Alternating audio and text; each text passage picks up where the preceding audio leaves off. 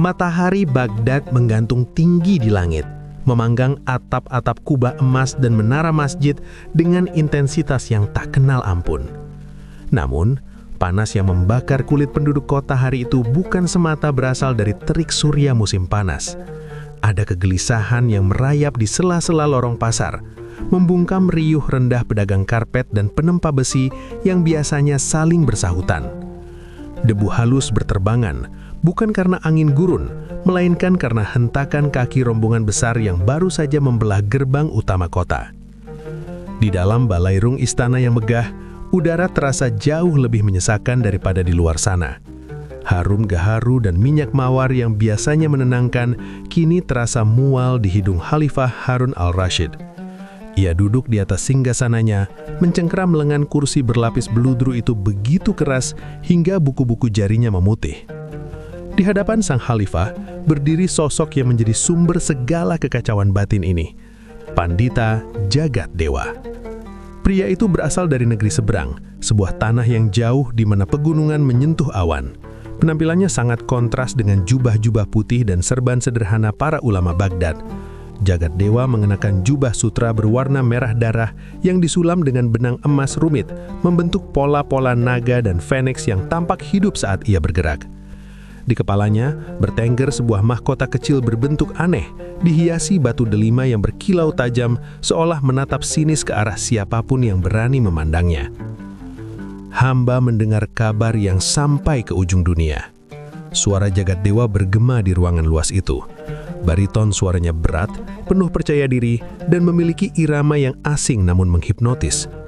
Bahwa Baghdad adalah pusat dari segala ilmu pengetahuan. Bahwa di bawah naungan Paduka Harun al-Rashid berkumpul otak-otak paling encer di muka bumi. Pandita itu berhenti sejenak, membiarkan kesunyian menggantung. Ia melangkah perlahan, bunyi gemerincing gelang kakinya memecah hening yang menyiksa. Ia berjalan mengitari barisan para cendekiawan istana, para ahli falak, ahli fikih, filsuf, dan matematikawan terbaik yang dimiliki kekhalifahan. Mereka yang biasanya berjalan dengan dagu terangkat penuh wibawa, kini menunduk dalam-dalam menatap pola lantai marmer seolah itu adalah hal paling menarik di dunia. Jagat Dewa tertawa kecil.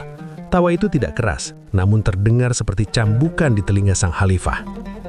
Namun, lanjut Pandita itu dengan nada yang tiba-tiba berubah tajam. Hamba menemukan di sini hanyalah kekecewaan. Hamba datang membawa pertanyaan-pertanyaan dasar, pertanyaan tentang alam semesta yang seharusnya menjadi makanan sehari-hari bagi mereka yang mengaku bijak. Tapi lihatlah, ia merentangkan tangannya ke arah para ulama yang berkeringat dingin. Mereka membisu seperti patung batu. Wajah Harun al-Rashid memerah padam, urat-urat di lehernya menegang tegang. Rasa malu menyengat dadanya lebih sakit daripada tusukan pedang. Ini bukan sekedar tantangan akademis. Ini adalah penghinaan terbuka terhadap martabat kekhalifahannya di hadapan para delegasi asing dan rakyatnya sendiri. Cukup basa-basinya Tuan Pandita, geram Harun al-Rashid. Suaranya bergetar menahan amarah. Ulangi pertanyaanmu, biar didengar sekali lagi oleh telinga-telinga yang mungkin tersumbat keraguan ini. Pandita itu membungkuk sedikit, sebuah gestur hormat yang palsu dan penuh ejekan. Ia kembali berdiri tegak, matanya yang tajam menyapu ruangan. Pertanyaan hamba sederhana, wahai Khalifah yang agung, ucapnya lantang.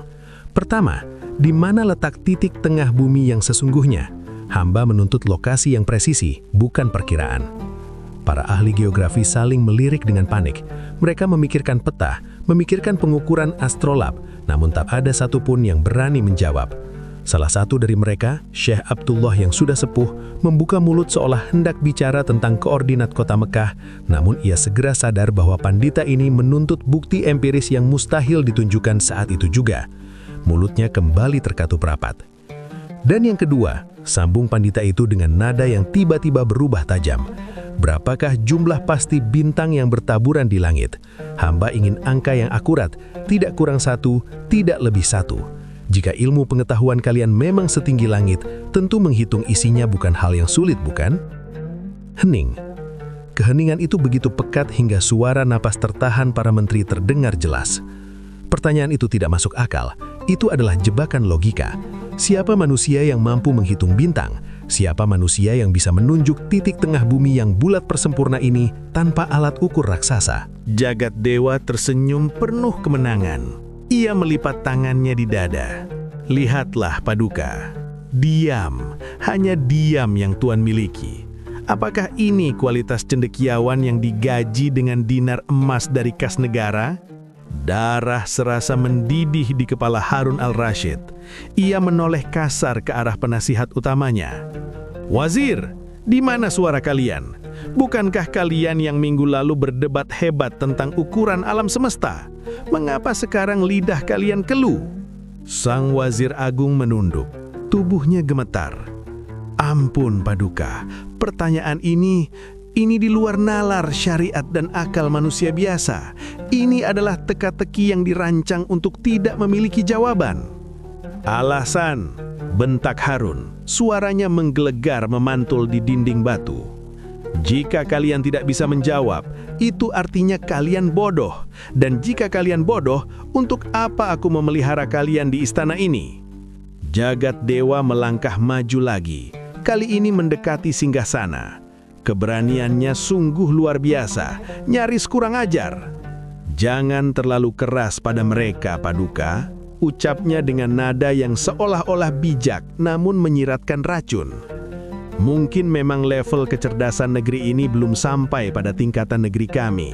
Hamba bisa memaklumi, namun tentu saja ini berarti Baghdad harus mengakui kekalahannya. Akui saja bahwa di bawah langit ini, ilmu kalian hanyalah setitik debu dibandingkan lautan pengetahuan yang hamba miliki.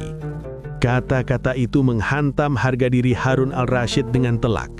Jika ia mengakui kekalahan ini, kabar akan menyebar ke seluruh jazirah Arab, ke Persia, bahkan ke Romawi.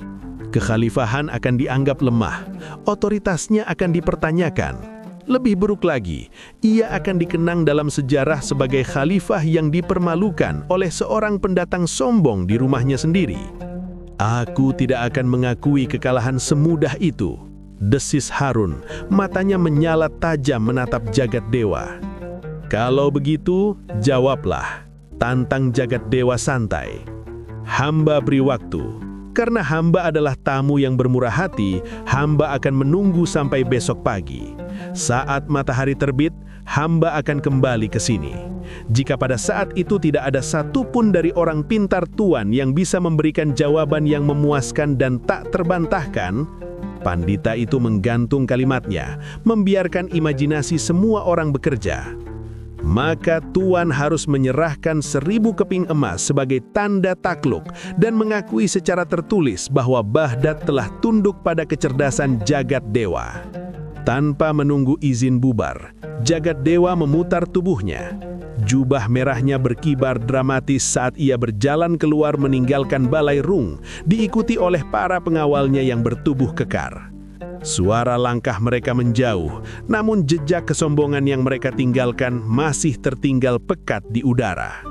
Sepeninggal tamu kurang ajar itu, Harun al-Rashid menghempaskan punggungnya ke sandaran kursi. Ia memijat pelipisnya yang berdenyut kencang, rasa pusing yang hebat menyeramnya. Ia melihat sekeliling pada wajah-wajah ketakutan para ulama dan menterinya. Kekecewaan yang mendalam terpancar dari sorot mata sang khalifah. Keluar, bisik Harun. Tak ada yang bergerak, mereka terlalu takut bahkan untuk melangkah. Keluar! Teriaknya kali ini, sebuah ledakan frustrasi yang membuat burung-burung dara di jendela istana terbang kaget. Para cendekiawan dan menteri berhamburan keluar seperti semut yang sarangnya disiram air, meninggalkan sang khalifah sendirian di ruangan yang megah, namun terasa seperti penjara itu. Harun menatap kosong ke arah pintu besar yang kini tertutup. Ia merasa kerdil. Kekuasaan, pasukan perang dan harta melimpah ternyata tidak berguna menghadapi serangan yang menyerang akal budi. Ia butuh lebih dari sekedar buku teks dan hafalan dalil. Ia butuh kecerdikan yang liar. Ia butuh sesuatu yang tidak dimiliki oleh orang-orang kaku di istananya. Bayangan kekalahan esok hari menari-nari di pelupuk matanya. Baghdad terancam bukan oleh pedang, tapi oleh lidah tajam seorang pendatang. Dan saat ini, Harun al-Rashid tidak memiliki perisai untuk menangkisnya. Kesunyian di ruang utama istana Baghdad terasa lebih berat daripada pilar-pilar marmer yang menyangganya. Bukan kesunyian karena ketenangan, melainkan keheningan yang lahir dari rasa malu yang merayap lambat namun pasti. Harun al-Rashid, khalifah yang namanya diagungkan dari timur hingga barat, kini hanya bisa mondar-mandir di depan singgasananya yang berlapis emas. Langkah kakinya yang berat di atas permadani sutra Persia terdengar berirama, ketukan demi ketukan yang menandakan detak jantung kekuasaan yang sedang gelisah. Di sudut ruangan, para wazir dan penasihat berdiri mematung, menundukkan kepala. Tak ada satupun yang berani menatap mata sang pemimpin. Bau dupa gaharu yang biasanya menenangkan kini terasa menyesakkan, bercampur dengan keringat dingin keputusasaan yang menguap dari tubuh para cendekiawan istana yang telah gagal total. "Katakan padaku, Ja'far." Suara Harun memecah keheningan, parau dan bergetar menahan amarah. Ia berhenti melangkah, memunggungi penasihat setianya. Apakah Baghdad, permata dunia ini, sudah kehabisan orang pintar? Apakah perpustakaan Baitul Hikmah hanyalah gudang kertas tak berguna, sehingga tak ada satupun yang bisa membungkam mulut sombong pendeta asing itu? Ja'far al-Barmaki, wazir agung yang bijaksana, melangkah maju setengah jengkal. Ia menelan ludah, tenggorokannya terasa kering. Ampun beribu ampun, Paduka. Ilmu Pandita Jagat Dewa memang di luar kebiasaan. Pertanyaannya bukan tentang dalil atau tafsir, melainkan tipu daya logika yang menjebak. Harun berbalik cepat, jubah kebesarannya berdesir tajam. Wajahnya merah padam. "Aku tidak butuh alasan, aku butuh jawaban. Besok matahari akan terbit dan jika kita tidak memiliki siapapun untuk menghadapi si pembual itu, kehormatan Bani Abbasiyah akan menjadi bahan tertawaan di setiap kedai kopi dari Damaskus hingga Kairo." Ja'far menarik napas panjang. Ia tahu usulannya kali ini bagaikan berjalan di atas tali tipis di atas jurang. Sebenarnya, Paduka, masih ada satu orang. Seseorang yang pikirannya bekerja dengan cara yang tidak lazim. Seseorang yang tidak terikat pada kekakuan akademis istana. Mata Harun menyipit, secercah harapan sekaligus kecurigaan muncul di sana. "Siapa? Mengapa kau sembunyikan dari awal?" "Hamba tidak menyembunyikan, Paduka. Hanya saja orang ini saat ini sedang menjadi tamu di penjara bawah tanah istana." Kening Harun berkerut dalam. "Penjara? Seorang ulama di penjara?" "Bukan ulama, Paduka, tapi Abu Nawas." Nama itu menggantung di udara seperti asap hitam. Wajah Harun yang tadinya penuh harap berubah menjadi campuran antara kejengkelan dan kegelian yang tertahan. "Abu Nawas?" Harun mendengus keras. "Si gila itu, bukankah aku yang memerintahkan dia ditangkap 3 hari lalu karena dia menyelinap ke dapur istana dan mencuri ayam panggang jatah makan malamku? Dia bahkan meninggalkan tulang-tulangnya di atas bantal tidurku sebagai ejekan." "Benar, Paduka." Ja'far mengangguk takzim. Kejahatannya memang kurang ajar, namun Paduka tahu benar bahwa di balik kegilaannya tersimpan kecerdikan yang tajamnya melebihi pedang Damaskus. Pandita Jagat Dewa menggunakan kelicikan untuk menyudutkan kita, maka mungkin kita membutuhkan seorang yang lebih licik untuk mematahkannya. Racun harus dilawan dengan racun. Harun kembali memunggungi Ja'far, menatap keluar jendela lengkung yang memperlihatkan pemandangan kota Baghdad di bawah terik matahari sore. Ia membenci kenyataan bahwa nasib intelektual kekhalifahannya harus bergantung pada seorang penyair miskin yang gemar membuat onar. Namun, bayangan wajah angkuh Pandita Jagat Dewa yang tersenyum meremehkan pagi tadi lebih menyakitkan daripada egonya sendiri. "Keluarkan dia," gumam Harun akhirnya, suaranya lemah tapi tegas. "Tapi Ja'far, pastikan dia mandi. Aku tidak mau dia mempermalukan kita dengan baunya sebelum dia membuka mulut." Ja'far membungkuk dalam. Titah Paduka dijunjung tinggi. 1 jam kemudian, suasana di penjara bawah tanah istana berubah riuh. 2 pengawal bertubuh kekar menyeret Abu Nawas keluar dari selnya yang lembab. Namun pria itu tidak terlihat bersyukur. Malahan ia meronta-ronta sambil memeluk tiang jeruji besi, berteriak-teriak seolah disiksa. "Lepaskan!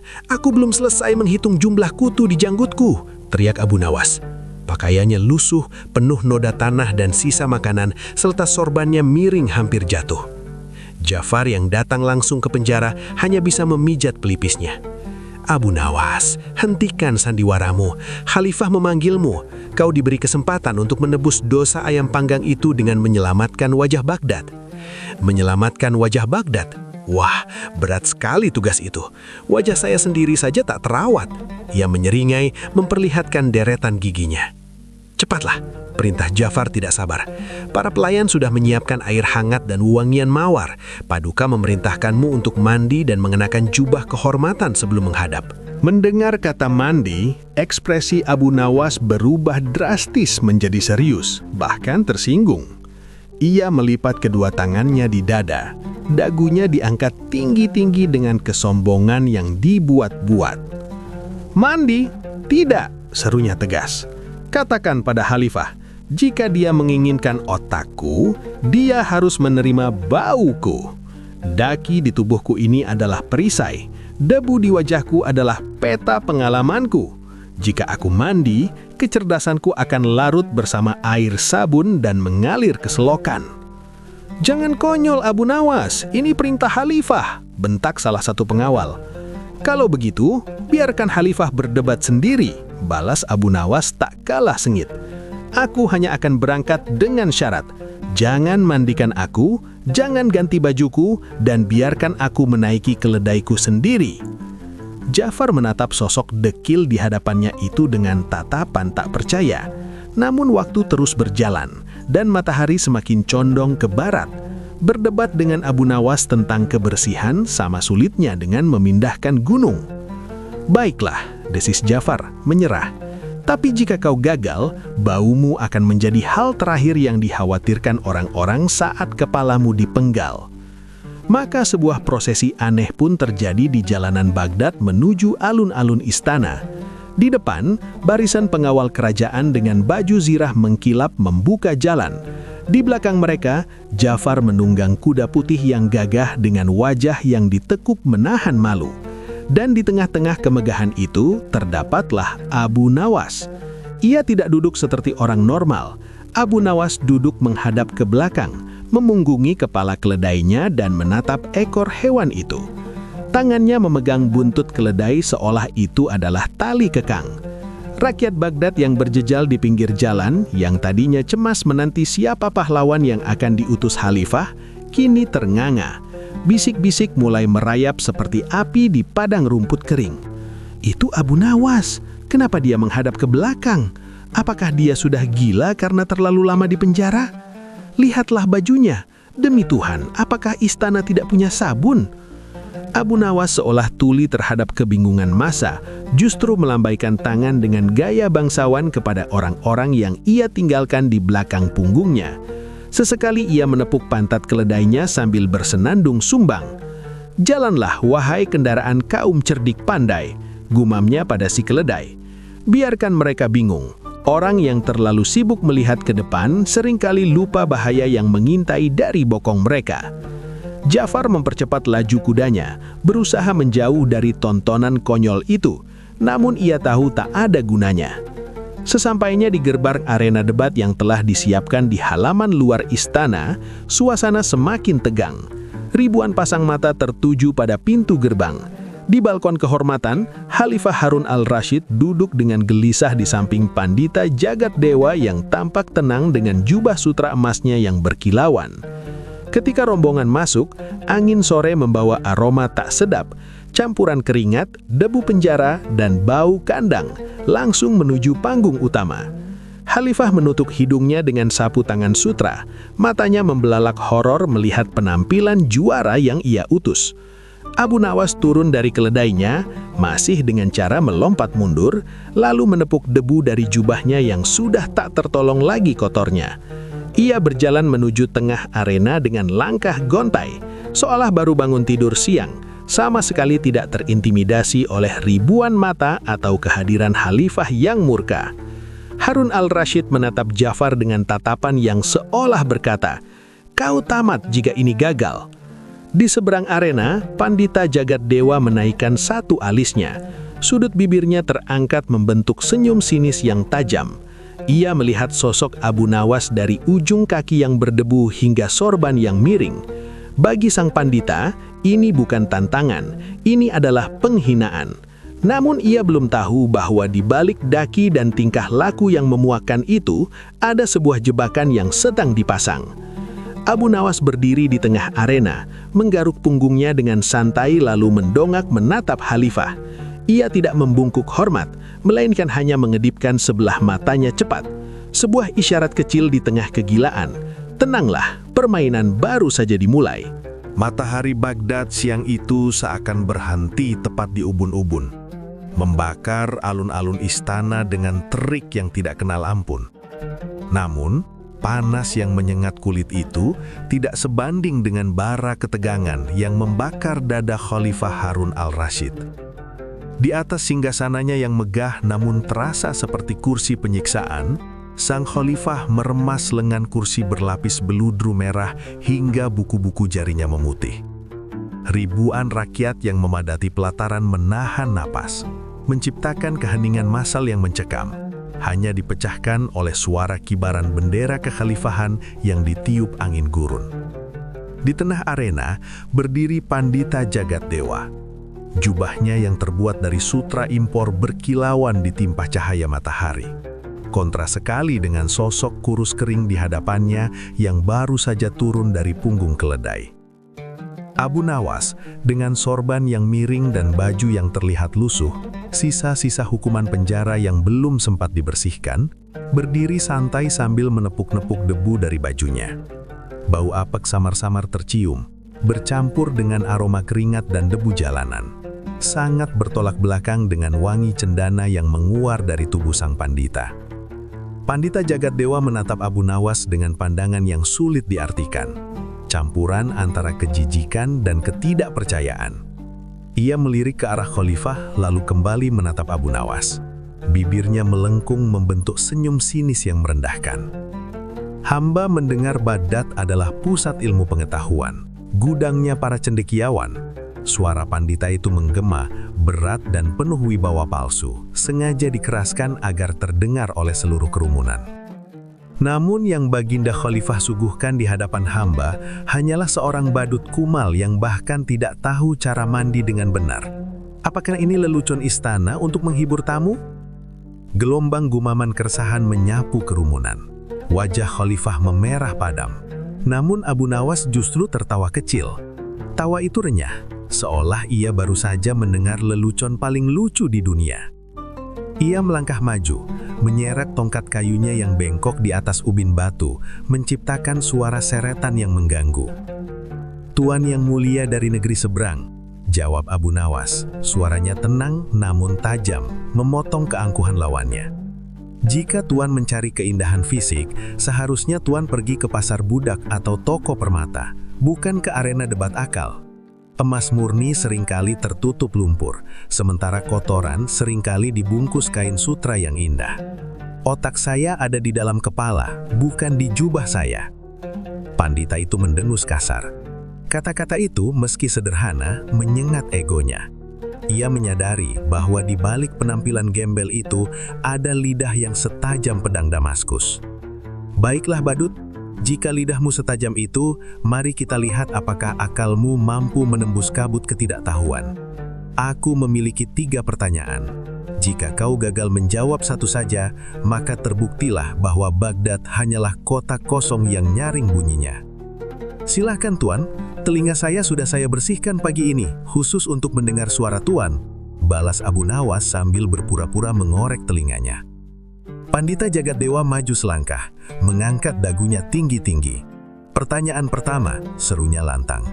"Di manakah letak titik tengah dunia ini? Tunjukkan padaku koordinat pastinya sekarang juga." Pertanyaan itu membuat para menteri istana saling berpandangan dengan cemas. Ahli geografi terbaik pun butuh waktu berbulan-bulan untuk menghitung, dan itu pun masih berupa perkiraan. Mustahil menjawabnya secara instan tanpa peralatan. Namun, Abu Nawas tidak tampak bingung. Tanpa berpikir panjang, ia menancapkan tongkat kayunya yang bengkok itu kuat-kuat ke celah ubin di bawah kakinya. Tuk! Suara kayu beradu dengan batu terdengar jelas. "Di sini," jawab Abu Nawas singkat, menunjuk tongkatnya sendiri. "Tepat di bawah tongkat saya inilah titik tengah dunia." Pandita itu terbelalak, wajahnya merah padam karena merasa dipermainkan. "Omong kosong apa ini? Bagaimana kau bisa seyakin itu? Apa buktinya?" Abu Nawas tersenyum lebar, merentangkan tangannya seolah mempersilahkan tamu agung. "Oh, Tuan ragu. Kalau Tuan tidak percaya, silahkan Tuan ukur sendiri jarak dari tongkat ini ke ujung barat dan ke ujung timur bumi. Jika selisihnya ada 1 jengkal saja, maka saya bersedia dipenggal. Tapi kalau Tuan tidak mau mengukurnya, itu berarti Tuan mengakui kebenaran jawaban saya. Sebab beban pembuktian ada pada yang meragukan, bukan?" Logika itu begitu sederhana, namun tak terbantahkan. Pandita itu terdiam, mulutnya sedikit terbuka, namun tak ada suara yang keluar. Ia tak mungkin pergi mengelilingi dunia untuk mengukur. Sorak-sorai tertahan mulai terdengar dari arah rakyat jelata yang mulai memahami kecerdikan Abu Nawas. Poin 1 untuk si gembel. Menggeretakkan giginya, Pandita Jagat Dewa berusaha mengembalikan wibawanya. Ia menengadah ke langit biru yang cerah tanpa awan. "Cukup pintar untuk seorang badut," desisnya. "Tapi itu hanya keberuntungan." Pertanyaan kedua. Ia menunjuk ke angkasa yang luas. "Berapakah jumlah bintang yang ada di langit? Sebutkan angka pastinya, jangan kurang, jangan lebih." Khalifah Harun al-Rashid menepuk dahinya. "Itu pertanyaan mustahil. Siang hari begini mana ada bintang? Dan siapa yang bisa menghitung bintang di alam semesta?" Abu Nawas tampak berpikir sejenak. Ia mengerutkan kening, lalu matanya berbinar jenaka. Ia berjalan mendekati keledainya yang sedari tadi diam memamah biak di pinggir arena. Dengan lembut, ia menepuk punggung hewan itu. "Jumlah bintang di langit," kata Abu Nawas sambil memegang ekor keledainya. "Sama persis dengan jumlah bulu yang ada di tubuh keledai ini." "Kau gila," bentak Pandita. "Mana mungkin? Dari mana kau tahu?" "Lagi-lagi Tuan meragukan saya," sahut Abu Nawas dengan nada pura-pura sedih. "Begini saja Tuan, mari kita buktikan. Tuan mulai menghitung bulu keledai ini satu persatu, dan saya akan menghitung bintang nanti malam. Jika jumlahnya berbeda 1 helai saja, saya mengaku kalah. Silahkan Tuan mulai mencabut dan menghitungnya sekarang." Pandita Jagat Dewa mundur selangkah, menatap keledai yang kotor dan berbau itu dengan ngeri. Menghitung bulu keledai, itu pekerjaan orang gila. Sekali lagi ia terjebak dalam logika pembuktian terbalik yang diajukan Abu Nawas. Ia tidak bisa membantah jawaban itu tanpa melakukan hal yang mustahil. Tepuk tangan mulai membahana. Rakyat Baghdad bersorak, "Hidup Abu Nawas! Hidup Abu Nawas!" Wajah khalifah yang tadi tegang kini mulai dihiasi senyum bangga. Jafar, sang pengawal, bahkan harus menyembunyikan tawanya di balik tangan. Keringat dingin mulai menetes di pelipis Pandita Jagat Dewa. Ia menyadari bahwa ia bukan berhadapan dengan orang bodoh, melainkan seorang jenius yang membungkus kecerdasannya dengan kegilaan. Ia harus mengeluarkan senjata pamungkasnya, pertanyaan yang tidak bisa dijawab dengan trik fisik atau logika duniawi. Pertanyaan metafisika. Pandita itu mengangkat tangannya, meminta ketenangan. Suasana kembali hening, namun kali ini hening yang penuh antisipasi, bukan ketakutan. "Kau boleh bangga dengan 2 jawabanmu yang licin seperti belut itu, Abu Nawas," ujar Pandita dengan suara yang lebih rendah, lebih berbahaya. Matanya menatap tajam, mencoba menembus jiwa Abu Nawas. "Tapi pertanyaan ketiga ini akan menelanjangimu." Ia berhenti sejenak, membiarkan dramatisasi suasana bekerja. "Katakan padaku, wahai manusia yang mengaku cerdas, apa yang sedang dilakukan Tuhan saat ini juga, detik ini juga?" Pertanyaan itu menggantung di udara, berat dan membingungkan. Ini bukan tentang letak geografi, bukan tentang jumlah benda. Ini tentang zat yang maha gaib. Salah menjawab bisa dianggap penistaan agama, dan tidak menjawab berarti kekalahan telak bagi Baghdad. Abu Nawas tidak langsung menjawab. Senyum jenakanya perlahan memudar, digantikan oleh ekspresi serius yang jarang terlihat di wajahnya. Ia menatap Pandita itu lekat-lekat, lalu menatap Khalifah, dan akhirnya menatap langit. Ia menghela nafas panjang, seolah beban seluruh kota kini berpindah ke pundaknya yang ringkih. "Pertanyaan yang sangat agung," gumam Abu Nawas pelan, namun cukup keras untuk didengar di barisan depan. Jawabannya pun ada, dan sangat jelas. Pandita tersenyum menang, yakin kali ini Abu Nawas tersudut. Jika jawabannya ada, katakanlah, jangan berbelit-belit.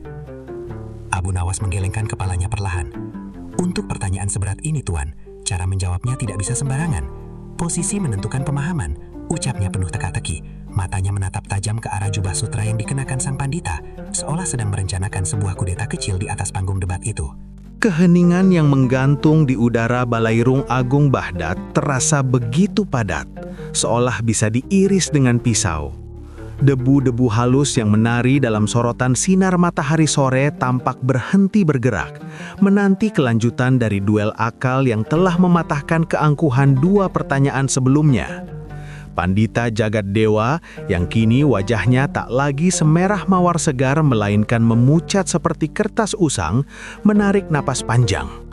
Keringat dingin mulai merembes di balik jubah sutranya yang mewah, sebuah sensasi lembab yang tidak nyaman dan asing bagi pria yang terbiasa dipuja itu. Baiklah, Abu Nawas. Suara pandita itu terdengar sedikit parau, kehilangan gaung wibawanya yang meledak-ledak di awal pertemuan. Ia mencoba menegakkan punggung, berusaha mengais sisa-sisa dominasi. Kau telah menjawab dua teka-tekiku, namun pertanyaan ketiga ini adalah yang paling hakiki. Ini bukan tentang angka, bukan tentang geografi, ini tentang Sang Pencipta. Khalifah Harun al-Rashid mencondongkan tubuhnya dari singgasana.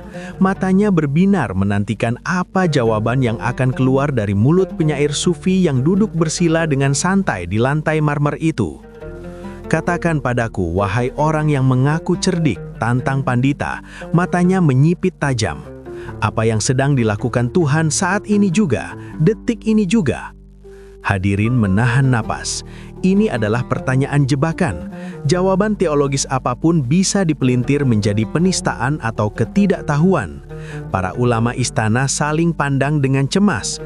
Namun Abu Nawas justru tersenyum lebar, menampakkan deretan giginya yang tak rapi namun penuh percaya diri. Ia tidak langsung menjawab. Ia bangkit berdiri, menepuk-nepuk debu dari jubahnya yang lusuh dan penuh tambalan. Pertanyaan yang sangat berat, Tuan Pandita, ujar Abu Nawas sambil menggeleng-gelengkan kepala dengan gaya dramatis. Jawabannya tidak bisa saya sampaikan dari posisi serendah ini. Jika Anda benar-benar menginginkan jawaban yang akurat tentang perbuatan Tuhan, kita harus bertukar tempat. Pandita mengerutkan kening, bingung. Bertukar tempat? Apa maksudmu? Turunlah dari mimbar kehormatan itu, perintah Abu Nawas. Jarinya menunjuk lurus ke arah pandita, dan lepaskan jubah kebesaranmu, berikan padaku. Kau pakailah bajuku yang bau apak ini, dan duduklah di lantai bersama rakyat jelata. Hanya dengan cara itu, rahasia Tuhan bisa terungkap. Gumam bingung terdengar dari kerumunan. Pandita Jagat Dewa hendak menolak, merasa terhina. Namun tatapan khalifah yang menuntut, serta ribuan pasang mata rakyat Baghdad yang menantang, memaksanya menelan egonya. Dengan tangan gemetar menahan amarah, Pandita turun dari mimbar. Ia melepas jubah sutra bertenun emas itu dan dengan jijik mengenakan rompi lusuh milik Abu Nawas. Abu Nawas sebaliknya dengan jenaka mengenakan jubah mewah yang kebesaran itu, lalu naik ke atas mimbar dan duduk dengan gaya yang dibuat-buat meniru keangkuhan Pandita. Suasana hening seketika. Abu Nawas memandang ke bawah, menatap Pandita yang kini tampak kerdil dan konyol dalam balutan kain kasar di lantai. Nah, suara Abu Nawas menggelegar, kini berwibawa. Kau bertanya apa yang sedang dilakukan Tuhan saat ini juga, detik ini juga. Ya, seru Pandita dari bawah, merasa dipermainkan. Jawablah. Saat ini juga, Abu Nawas merentangkan tangannya lebar-lebar, jubah emas berkilauan ditimpa cahaya. Tuhan sedang mengangkat derajat orang yang rendah hati seperti Abu Nawas untuk duduk di tempat tinggi, dan Tuhan sedang menjatuhkan orang yang sombong seperti Pandita Jagat Dewa ke tempat yang serendah-rendahnya. Ledakan tawa seketika mengguncang Balairung. Dinding-dinding istana seakan bergetar oleh gelak tawa ribuan orang.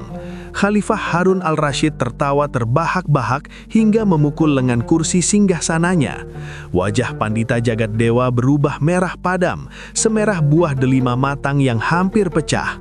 Ia sadar ia telah masuk ke dalam perangkap logika yang paling memalukan, kenyataan itu sendiri. Namun Abu Nawas belum selesai.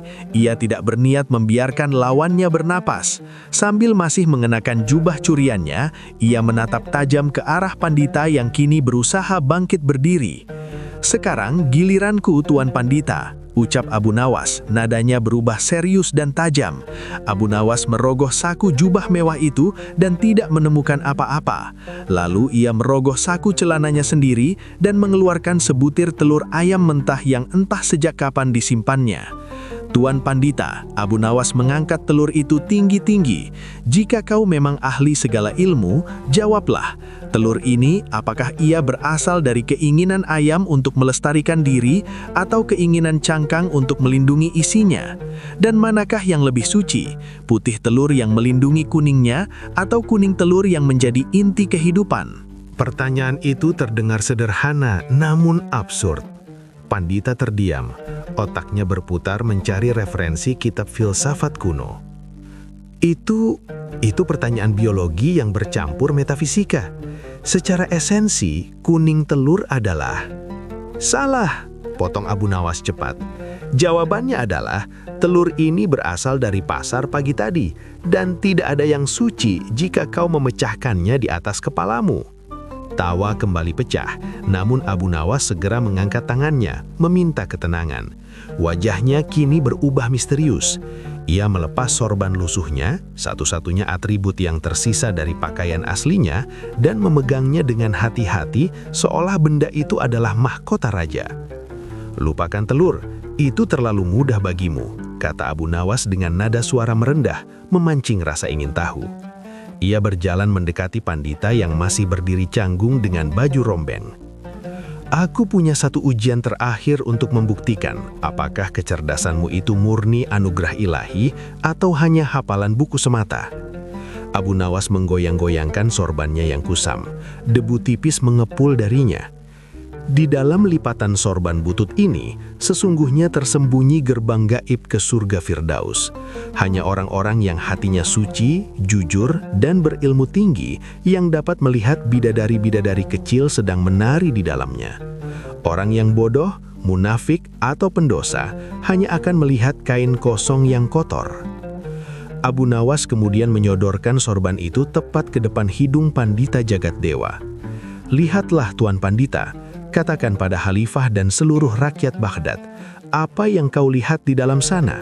Apakah kau melihat keindahan bidadari itu, ataukah matamu buta karena dosa dan kebodohan?" Jantung Pandita berdegup kencang. Ia melotot ke dalam lipatan kain kumal itu. Ia memicingkan mata, mencari secercah cahaya atau bayangan apapun.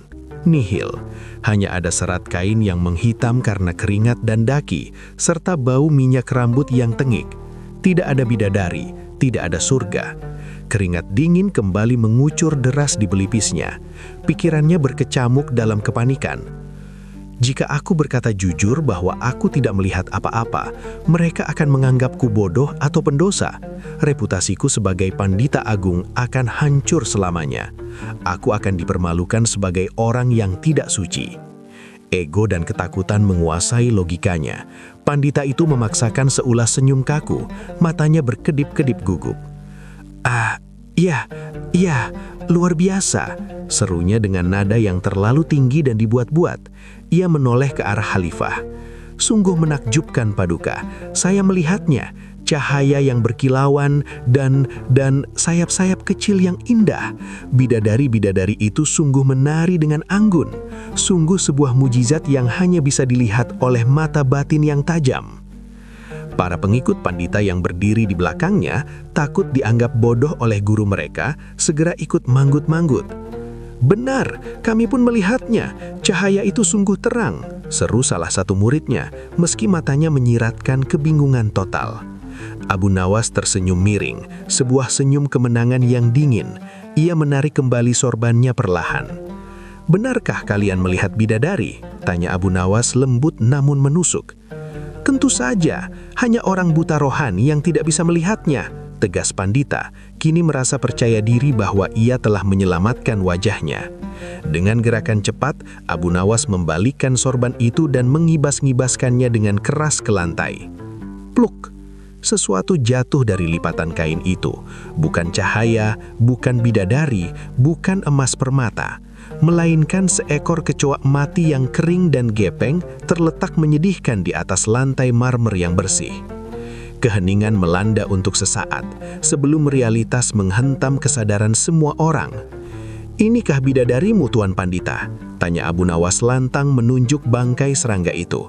"Rupanya di negerimu, kecoa mati dianggap bidadari bersayap indah. Atau mungkin mata batinmu begitu tajam hingga bisa mengubah bangkai menjadi putri surga." Wajah Pandita Jagat Dewa runtuh seketika.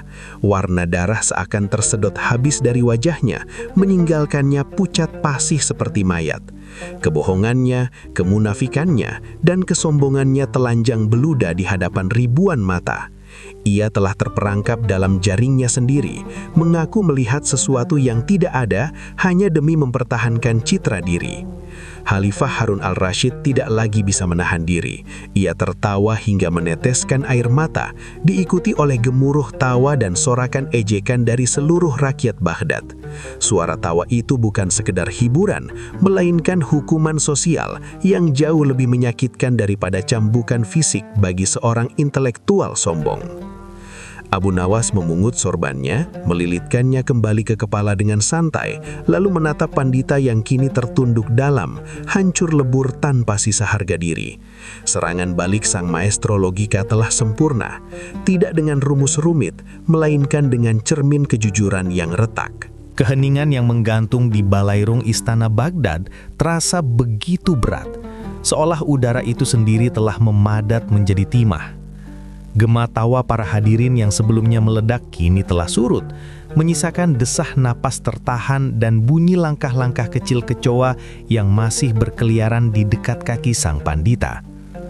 Jagat Dewa berdiri kaku. Wajahnya yang biasanya merah padam karena percaya diri, kini memucat, seputih kertas perkamen usang.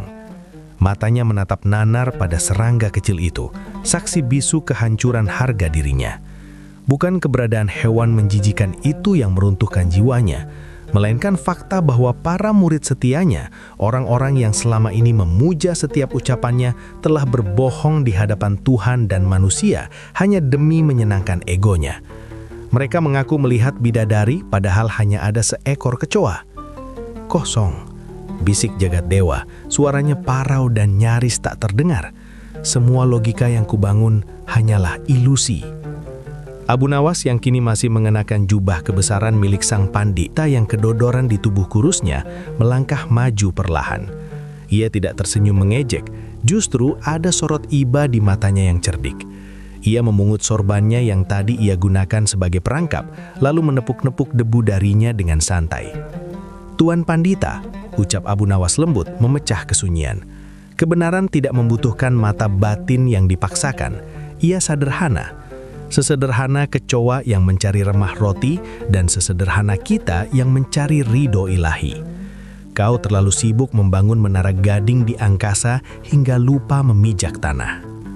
Bahu Jagat Dewa merosot, postur tubuhnya yang tegap dan angkuh seketika layu, seumpama pohon besar yang akarnya telah dicabut paksa dari bumi. Dengan tangan gemetar, ia merogoh saku jubah dalamnya yang kini melekat di tubuh Abu Nawas, namun tersadar bahwa jubah itu telah bertukar. Ia menoleh ke arah tumpukan barang-barangnya di sisi panggung. Dengan langkah gontai, ia mengambil kantung kulit beludur yang berat berisi 1000 keping dinar emas yang menjadi taruhan.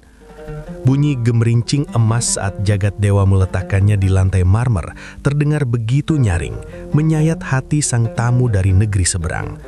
Ia tidak berani menatap mata Khalifah Harun al-Rashid, apalagi menatap Abu Nawas. Aku menyerah," ucap Jagat Dewa. Kata-kata itu keluar seperti belati yang menyobek tenggorokannya sendiri. Ilmu mantik dan filsafat yang kupelajari puluhan tahun rontok di hadapan keluguan yang menjebak. "Kau benar, Abu Nawas. Aku melihat bidadari dalam kesombonganku, padahal yang ada hanyalah kotoran." Khalifah Harun al-Rasyid yang sejak tadi duduk di ujung singgasananya dengan punggung tegang akhirnya menghembuskan napas panjang. Ketegangan yang mencengkeram dadanya luruh seketika, digantikan oleh gelombang kelegaan yang luar biasa. Baghdad selamat. Wajah kekhalifahan tidak jadi tercoreng oleh tamu yang arogan ini. Allahu Akbar, seru Khalifah. Suaranya menggema memantul di dinding-dinding istana yang bertatahkan ukiran emas. Ia bangkit berdiri, jubah sutranya berdesir. Hari ini Baghdad tidak diselamatkan oleh pedang panglima, tidak pula oleh pena ulama, melainkan oleh kecerdikan seorang hamba yang sering kita anggap gila. Khalifah menuruni tangga singgasana, langkahnya lebar dan penuh wibawa, menghampiri kedua pria yang menjadi pusat perhatian itu. Ia menatap jagat dewa dengan pandangan yang tegas namun tidak kejam. "Tuan Pandita," ujar Khalifah, "bawalah kembali emasmu. Kami di Baghdad tidak mencari kekayaan dari kekalahan tamu kami. Namun tinggalkanlah kesombonganmu di sini. Biarkan ia terkubur bersama rasa malumu, agar kau pulang menjadi manusia yang lebih bijak." Jagat dewa mendongak, matanya berkaca-kaca. "Tidak, Paduka. Emas ini adalah harga dari pelajaran yang saya terima. Jika saya membawanya pulang, saya akan lupa rasanya menjadi debu. Biarkan ini menjadi milik dia yang telah meruntuhkan berhala dalam diri saya." Ia menunjuk Abu Nawas dengan hormat. Abu Nawas menggaruk kepalanya yang tidak gatal, lalu tersenyum lebar hingga menampakkan deretan giginya. Ia memandang pundi-pundi emas itu, lalu memandang Khalifah. "Duhai Paduka yang mulia," kata Abu Nawas sambil membungkuk jenaka, "hamba sebenarnya lebih suka jika hadiahnya berupa seekor kambing guling untuk makan malam. Emas ini terlalu berat untuk hamba panggul pulang. Istri hamba pasti akan curiga hamba mencurinya." Tawa Khalifah meledak, lepas dan membahana, diikuti oleh tawa para menteri dan rakyat yang memadati Balairung. Suasana yang tadinya mencekam kini berubah menjadi perayaan. "Abu Nawas, Abu Nawas." Khalifah menggelengkan kepala sambil menyeka air mata tawa di sudut matanya. "Kau telah menyelamatkan wajahku dan seluruh cendekiawan istana. Mintalah apa saja, kebun kurma, istana kecil, atau jabatan wazir." Abu Nawas menggeleng cepat, wajahnya pura-pura panik. "Jangan jabatan, Paduka. Hamba bisa sakit kepala mengurus urusan negara. Hamba hanya punya satu permintaan sederhana. Di pinggiran kota ada sepetak kebun gandum yang terlantar. Izinkan hamba mengelolanya, agar keledai hamba tidak lagi kelaparan dan hamba bisa tidur siang di bawah pohonnya dengan tenang." "Hanya itu?" tanya Khalifah heran. "Hanya itu," jawab Abu Nawas mantap. "Kekayaan berlebih hanya akan membuat hamba seperti Tuan Pandita tadi, takut kehilangan hingga lupa caranya melihat kebenaran." Khalifah mengangguk takzim. "Maka kebun gandum itu milikmu, beserta 1000 dinar emas ini sebagai modalmu. Tidak ada penolakan." Matahari mulai condong ke barat, melemparkan cahaya oranye kemerahan yang menembus celah-celah jendela tinggi istana, menyinari wajah Abu Nawas yang berseri-seri. Sebelum pertemuan dibubarkan, Khalifah menahan lengan Abu Nawas sejenak, wajahnya menyiratkan rasa penasaran yang mendalam. "Abu Nawas," tanya Khalifah setengah berbisik, "bagaimana kau bisa begitu yakin bisa mengalahkannya? Ilmunya tinggi, logikanya rumit, sedangkan kau hanya bermain-main." Abu Nawas tersenyum, kali ini senyumnya penuh makna, jauh dari kesan jenaka. Ia menatap jagat dewa yang sedang berpamitan dengan para pengikutnya di sudut ruangan. "Paduka," ujar Abu Nawas pelan, "orang sombong itu ibarat balon yang ditiup terlalu besar. Dari luar ia tampak raksasa, mengkilap dan menakutkan, seolah menguasai seluruh ruangan. Tapi semakin besar ia menggelembung, semakin tipis kulitnya. Kita tidak butuh pedang besar untuk menghancurkannya.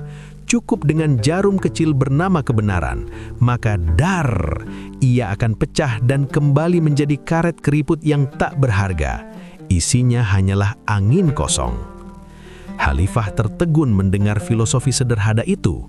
Ia menepuk bahu Abu Nawas keras-keras. "Pergilah pulang wahai permata Baghdad. Malam ini kau adalah pahlawan kami." Abu Nawas pun berbalik melangkah keluar istana dengan gaya khasnya yang santai. Pundi-pundi emas terselip di pinggang dan sorban usangnya miring ke kiri. Di luar gerbang istana, rakyat Baghdad mengeluh-elukan namanya.